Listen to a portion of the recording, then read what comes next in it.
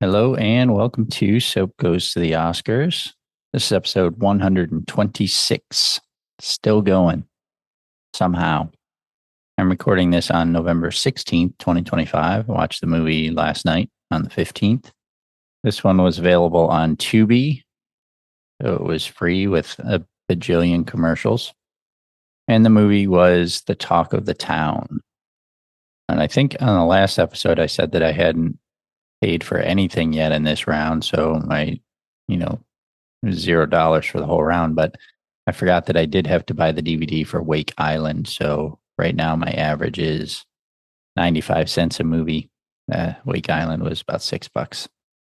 So the talk of the town is a 1942 American comedy drama film directed by George Stevens, starring Cary Grant, Jean Arthur, and Ronald Colman, with a supporting cast featuring Edgar Buchanan and Glenda Farrell.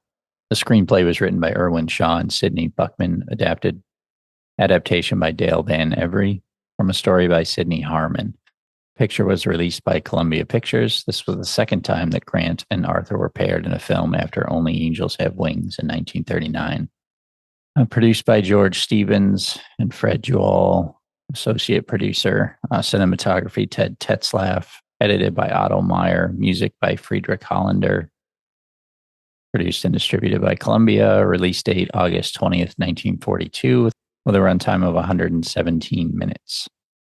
It was nominated for 7 Academy Awards: Outstanding Motion Picture, Best Writing, Original Motion Picture Story, Sidney Harmon, Best Writing Screenplay for Irwin Shaw and Sidney Buckman, Best Art Direction, Black and White, Best Cinematography, Black and White, Best Film Editing, Best Music.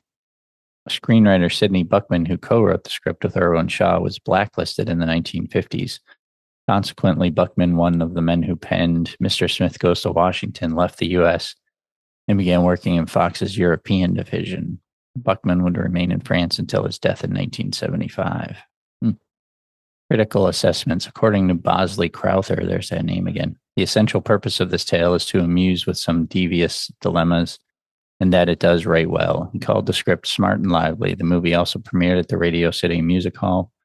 According to Variety, the film's transition from serious or melodramatic to the slap-happy and humorous sometimes is a bit awkward, but in the main, it is solid escapist comedy. I would agree with that. It started out very serious, and knowing that Cary Grant was in it and that he's a very good comedic actor, I was kind of surprised by the serious tone at the very beginning, but then it very quickly changed to comedy.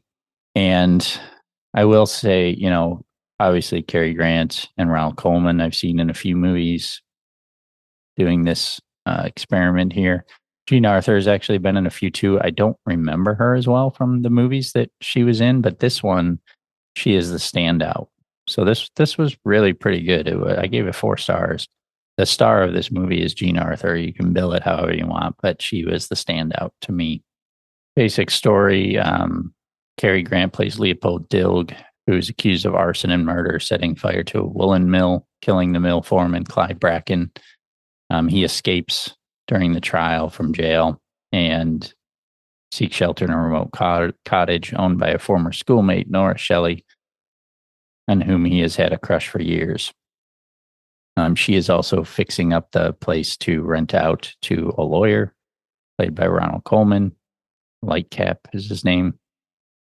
And, comedy ensues as she's trying to hide Dilg from Lightcap. And then he comes out at one point and pretends he's the gardener. And, they form sort of a friendship, and both men are, crushing on her. And there's even some, comedy about that, especially at the end, about who she's going to end up with. And, really a great role for all 3 of them. But Jean Arthur really stood out to me.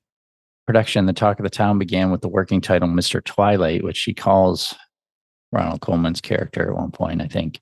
But Cary Grant insisted it be changed, suspecting that if the movie appeared to be about a single male character, Colman, who had the better role, would steal the show. There's some other production stuff in here, not super interesting. Yeah, so I really like this one. And, again, in my opinion, Jean Arthur stole the show in this, but great performances from everyone all around. She just really stood out to me. So I'll leave it there. See you next time.